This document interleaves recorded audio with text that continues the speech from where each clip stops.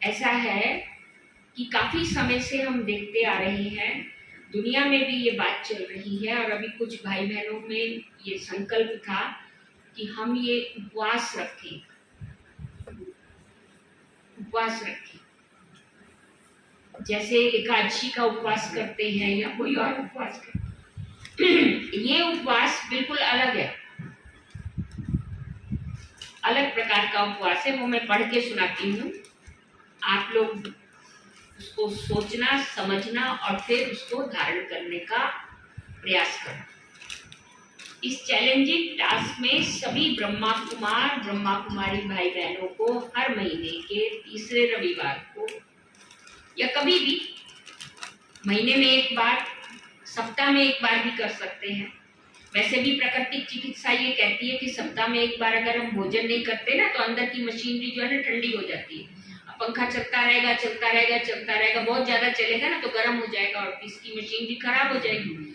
ऐसे ही हमारा शरीर भी मशीन है ना, तो डॉक्टर लोग कहते हैं कि एक हफ्ते में एक दिन उपवास करना चाहिए, तो हमें भी डिजिटल उपवास रखना चाहिए। चाहे मास में एक दिन करें चाहे सप्ताह में, वो हर एक की अपनी उस पे। इस दिन मोबाइल, इंटरनेट, लैपटॉप, कंप्यूटर और इलेक्ट्रॉनिक गैजेट उपयोग नहीं करना। जो भी मुरली ऑनलाइन सुनते हैं बस सेंटर पर जाकर मुरली सुने। किसी कारणवश सेंटर नहीं जा सकते तो एक दिन पहले इंटरनेट से मुरली डाउनलोड कर ज़ेरॉक्स कॉपी निकाल लें और वहीं पर पढ़ें। दिन भर बिजी रहने के लिए सेंटर पर जाकर या तो यज्ञ सेवा करें, योग भट्टी करें या अव्यक्त वाणियों पर वर्कशॉप करें, कुछ भी करें, मतलब इन तीनों। तीसरा रविवार होने के कारण शाम को 6:30 से 7:30 के अंतरराष्ट्रीय योग में सेवा केंद्र पर जाकर योग करना।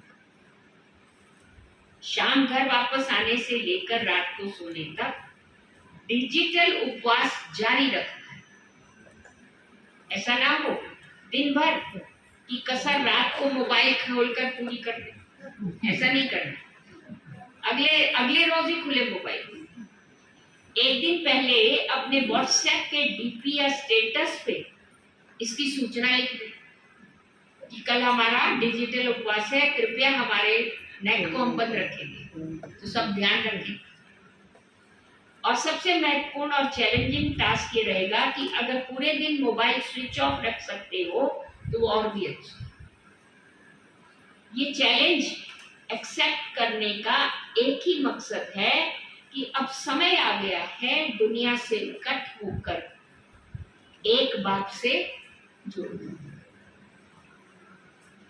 ब्रेन को आराम देना,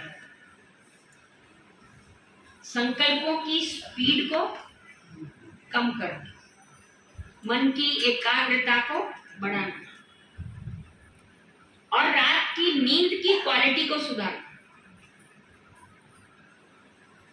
इस मैसेज को आप सभी भाई बहनों, आप अपने पहचान वालों को, जानने वालों को भी फॉरवर्ड कर सकते हैं, ग्रुप्स में भी डाल सकते हैं, किसी भी प्लेटफॉर्म पे भी रख सकते, कहीं भी आप सुना सकते हैं ये कि एक दिन का डिजिटल उपवास हर महीने के तीसरे रविवार को रखना है।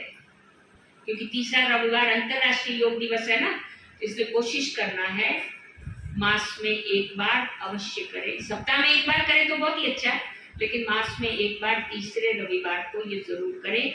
इससे हमारे संकल्पों की स्पीड कम होगी, हमारे ब्रेन को शांत, मतलब रेस्ट मिलेगा, ज्यादा वो नहीं रहेगा भटकाव में, और बाबा की याद में, बाबा की स्टडी में हम रहेंगे तो उसका प्रभाव हमारी स्थिति पर बहुत अच्छा रहेगा।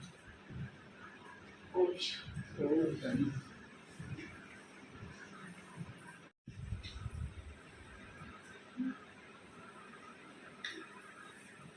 अच्छा, आज के अव्यक्त इशारों का पॉइंट है, परोपकारी आत्मा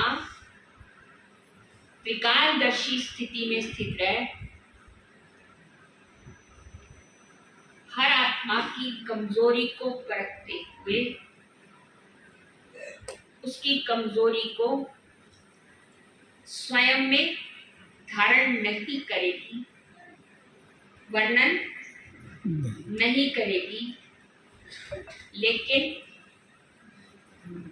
अन्य आत्माओं की कमजोरी का कांटा कल्याणकारी स्वरूप से समाप्त कर देगी। कांटे के बजाय कांटे को भी फूल बना देगी। यही है उपकार कर। तो अव्यक्त इशारों का जो पॉइंट है वो भी आज बाप दादा की मुरली की तरह ही आएगा।